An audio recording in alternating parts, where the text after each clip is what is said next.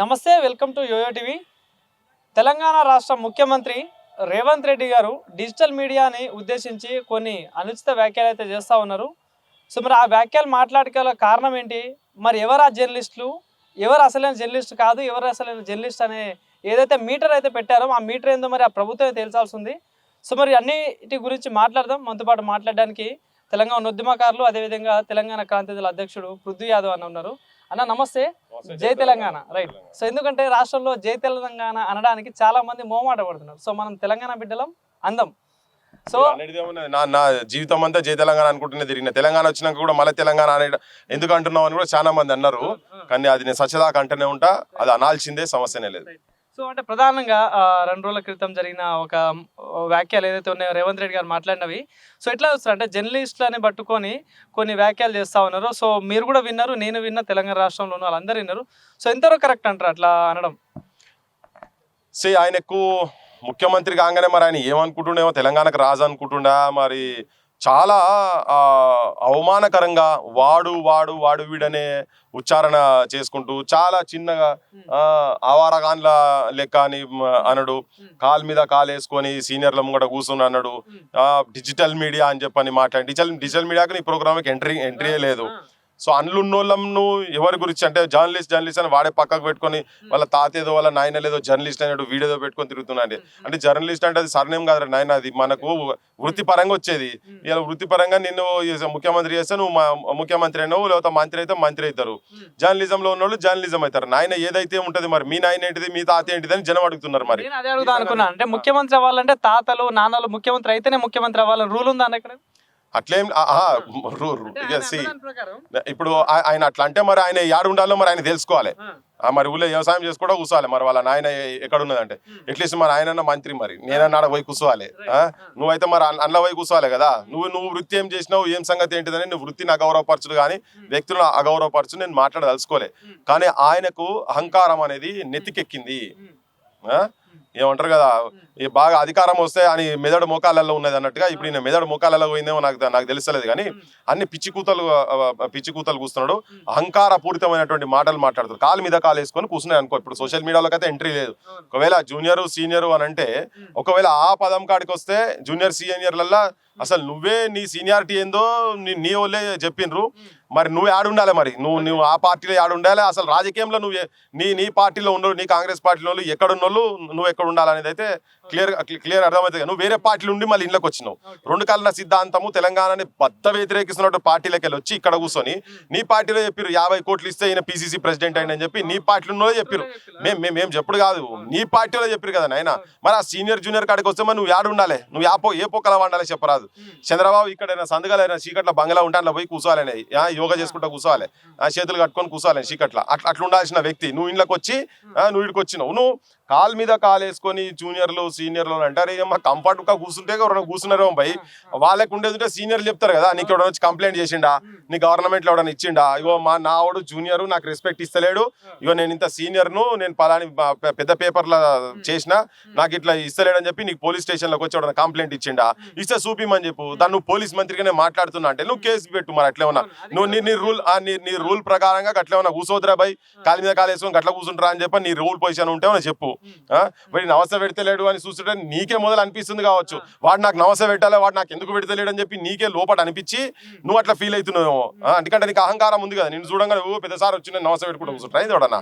వాడు ఎవరి ఇండివిజువాలిటీ వాళ్ళది భయ్. నువ్వు బయట దేశాలు ఇటు దేశాలు అన్ని తిరుగుతున్నావు, అక్కడ ఏ కల్చర్ ఉన్నది ఏందనేది తెలియదా?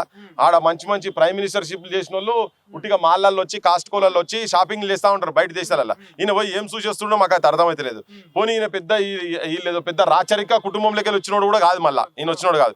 ఈయన పోనీ అటువంటి ఏమైనా ఆనవాళ్ళు ఉన్నాయని ఇప్పుడు నువ్వు కనిపించగానే చెప్పులు తీసి ఎట్లా పట్టుకొని, లేకపోతే చెప్పులు తీసి ఎట్లా పట్టుకొని తిరగాల ఇందిగా. ఈయన వచ్చిండ్రా, ఓ మహారాజు వచ్చిండు, మొత్తం గుర్రాల మీద సైన్యంతో వచ్చిండు నాయన అనుకొని నీ ఎస్కాట్ చూసి భయపడాలా అయింది. సో ఇది ఏంటంటే ఇవన్నీ తలకాయలేని ఒకటి బిల్డప్ చేసుకుంటున్నా.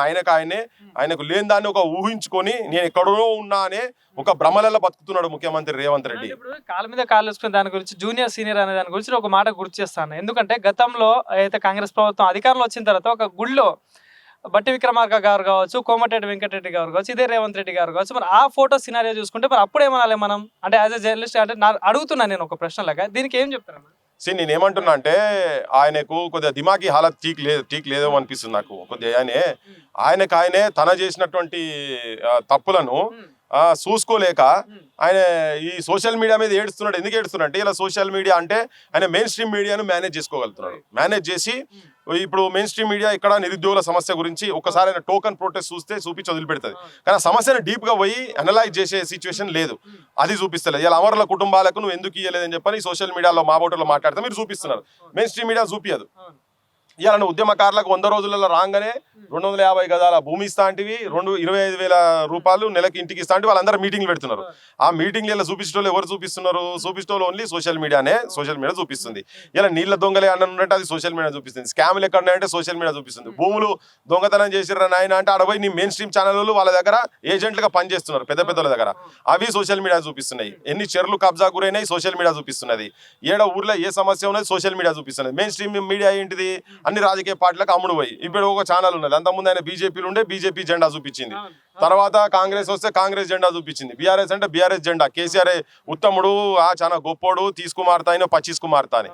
సో ఇట్లాంటి సోషల్ మీడియాలో ఉన్నటువంటి ఛానళ్ళు ఉన్నట్టుగా జనం సమస్యలు చూపిస్తుంది. కాబట్టి ఇవాళ సర్పంచ్లు ఆత్మహత్య చేసుకుంటారు నాయన అని చెప్పి ఊర్ల పంట పోయి చూస్తుంటే సోషల్ మీడియా కనబడుతున్నది, మెయిన్ స్ట్రీమ్ జిల్లా కనబడతలేవు ఇవన్నీ. సో ఈ సమస్యలు ఎక్కడైతే ఉన్నాయో అక్కడ సోషల్ మీడియా ఉన్నది కాబట్టి ఇలా జనం వాయిస్ అయింది, ప్రజల వాయిస్ అయింది కాబట్టి ఆ వాయిస్ ను దెబ్బతీయాలనే ఉద్దేశంతో ఇది ఒక కొత్త తరంగా ఈయన ఆలోచన చేసుకుంటా ఇట్లొచ్చి ఆ దుర్మార్గమైనటువంటి ప్రవర్తనతోని ఈయన తొక్కాలే, వీళ్ళని మెడల మీద బూట్ కాల్తో పెట్టి దీన్ని క్రష్ చేయాలి, వీళ్ళ వాయిస్ ను కథం పట్టియాలనే ప్లాన్ రేవంత్ రెడ్డి చేస్తున్నాడు. అంటే ఇప్పుడు గతంలో కూడా ఇప్పుడు దాదాపు చూసుకుంటే 2-3 రోజుల క్రితం కూడా మీరు కూడా కొన్ని నియోజకవర్గాల్లో వెళ్ళి కూడా ప్రజల సమస్యలపై మాట్లాడడం జరిగింది, స్కూళ్ళలో వెళ్ళదు. మరి అక్కడ ఏ మెయిన్ స్ట్రీమ్ మీడియా కావచ్చు ఇట్లాంటి తప్పుల మీద మనం ప్రశ్నిస్తూ ఉంటే అంటే తప్పులు చూపించకూడదా ప్రజలకి? అదే జరుగుతున్నది. ఇప్పుడు తప్పులు చూపియొద్దు అనేదే వాళ్ళకు ఉన్నది. తప్పులు చూపిస్తారు కాబట్టి సోషల్ మీడియా మీద ఇలా దండయాత్ర చేస్తున్నారు, దాడి చేస్తున్నారు. ఇప్పుడు నేను నిన్నగాక మొన్న పోయినా ఒక దాదాపు 60 మంది పిల్లలు హాస్టల్ నుంచి 50 రోజుల కన్నా పైన వాళ్ళు కంప్లైంట్ చేస్తున్నారు, మాకు నీళ్లు చక్కగా లేవు, మాకు ఉండేటందుకు పరిస్థితులు ఇబ్బందిగా ఉన్నాయి, మాకు అన్నంలో పురుగులు వస్తున్నాయి అని కలెక్టర్కే డైరెక్ట్ మేము విన్నవించుకుంటాం. రోడ్డు మీద పాదయాత్ర పట్టుకొని వస్తుంటే ఒక 7-8 కిలోమీటర్లు 9 కిలోమీటర్ వచ్చినాక పోలీసులు మళ్ళీ వ్యాన్లు ఎక్కి తీసుకుపేడ పెట్టిండ్రు. అదే రోజు అడిషనల్ కలెక్టర్ వచ్చిండు, చూసిపోయిండు. తెల్లారి పొద్దున కలెక్టర్ వచ్చిండు, అన్ని పర్యవేక్షణ చేసి పోయిండు. నేను సాయంత్రం పోతే ఇప్పుడు మీ ఛానల్లో చూడండి విజువల్స్, టాయిలెట్స్ ఎట్లున్నాయి అట్లే ఉన్నాయి, 4-5 టాయిలెట్స్ ఉన్నాయి. ఘోరం అది. 560 మంది పిల్లలు ఉన్నటువంటి దగ్గర వాళ్ళు బయటికి పోయి ఒంటేలకు పోయినా దీనికి పోవాలన్నా కానీ బయటికి పోవాలి. చిన్న పిల్లలు 5th క్లాస్ నుంచి మొదలు పెడితే ఇంటర్మీడియట్ దాకా వాళ్ళకు డార్మెటరీ బెడ్స్ లేవు, రూమ్స్ అదే రూమ్ లో వాళ్ళు పండుకోవాలి, అదే రూమ్ లో క్లాస్ రూమ్లు, అదే రూమ్ లో వాడు ఇట్లా మొత్తం వాళ్ళకు ఉన్నటువంటి డబ్బాలు ఉంటాయి కదా, వాళ్ళ సందుగాలు ఉంటాయి కదా, అవన్నీ సూట్ కేసు అక్కడనే బూట్లు అక్కడనే హ్యాంగ్ చేస్తారు. 40-45 మంది ఒక్క రూమ్లలో, చిన్న రూమ్లలో పిల్లలు అన్నలే ఉండడు. వాడు ఉతుకున్న బట్టలు జాంగా బనీని కాడికెళ్ళి అన్ననే ఆరేసుకోవాలి. ఒకవేళ బయట ఆరేసి చేస్తే గోపాల్ రెడ్డి అంటున్నట, వాడు అక్కడ ఓనరట, దాని ప్రెమిసెస్ ఓనరట, వాళ్ళు లిటరల్గా వచ్చి కొట్టుడు, పిల్లలను కొట్టుడు. వానికి అసలు ఇప్పుడు కిరాయికి ఇచ్చిన తర్వాత వాడికి రావద్దు కదా, కిరాయి బంగ్లాలు ఉన్నాయి. ఈ పొంగనాల మనిషి పోజులు కొట్టుకుంటా పెద్ద అడ్వర్టైజ్మెంట్లు ఇచ్చుకుంటా మొత్తం స్కూల్స్ మొత్తం కడుతున్నా అన్నాడు కదా, మండలానికి ఒక స్కూల్ కడతాను ఇంటిగ్రేటెడ్ స్కూల్స్ అని పెట్టి కథలు పెట్టిండు కదా, దాన్ని పబ్లిసిటీ చేసుకొని పెడుతున్నాడు. ఒక్క బడని ఎక్కడ కట్టేది ఉంటే పబ్లిసిటీ పెట్టి చూపించాలి. కానీ అడ్వర్టైజ్మెంట్స్ మాత్రం మీకు హైదరాబాద్ లో యాడ్ వినంగా అడ్వర్టైజ్మెంట్ కనబడుతున్నాయి. ఆ పైసలు పెడితే వాళ్ళకి అక్కడ టాయిలెట్లు వస్తాయి, అన్ని వస్తాయి. వాడు కొట్టుడట, పిల్లల బట్టలు తీసి బురదలేసి తొక్కుడు, పిల్లలు బదాట్ల స్నానం చేసుడు, ఇది చాలా ఘోరంగా అవమానకరంగా. ల్యాబులు లేవు, ఏం లేవు. ఇటువంటి అన్ని ఇప్పుడు మేము పంపించినాం, మీకు పంపించినాం, మీరు టెలికాస్ట్ చేస్తారు, వాళ్ళు టెలికాస్ట్ చేయరు. అందుకని ఇప్పుడు ఇవన్నీ అండి అచ్చా ఈ పృథ్వీరాజ్ అన్ని బడులని తిరుగుతున్న వాటికి ఇవి చూపించొద్దు.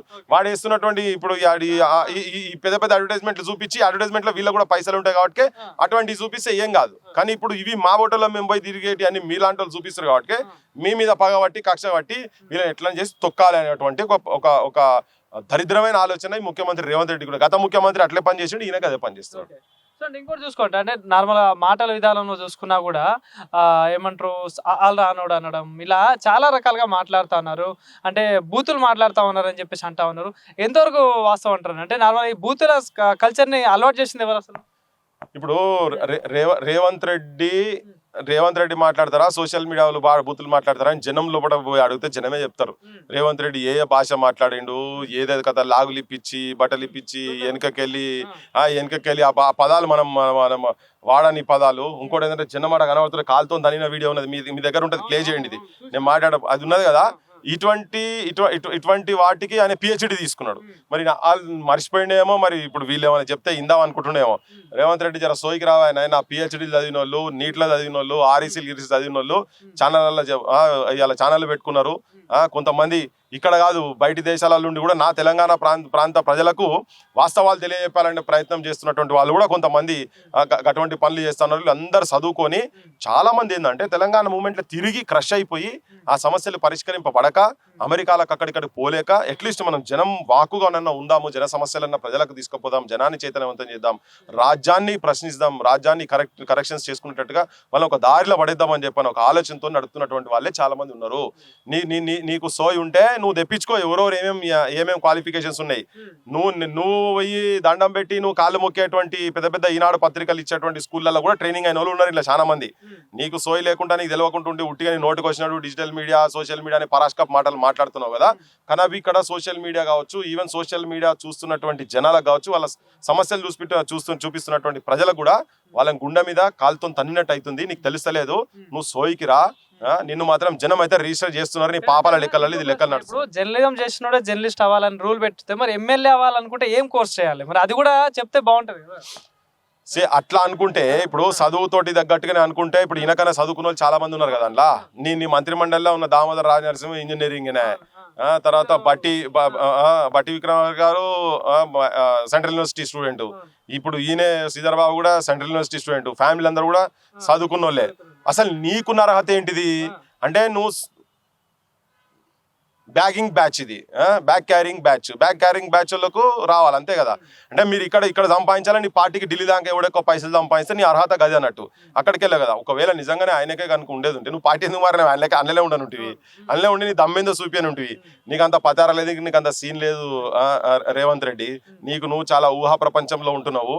ఏదో గనిమత్లా నువ్వు గఫ్లత్లో ముఖ్యమంత్రి అయినవు, మా ఓటర్లో అంతా అప్పుడు సైలెంట్ ఉండేప్పటికే నువ్వు ముఖ్యమంత్రి అయినావు. లేకపోతే నిన్ను అండనే పక్కకే ఉన్నది కదా నీ టీడీపీ ఆఫీస్, అందులోకి బయటకు కూడా రాకపోదు నువ్వు.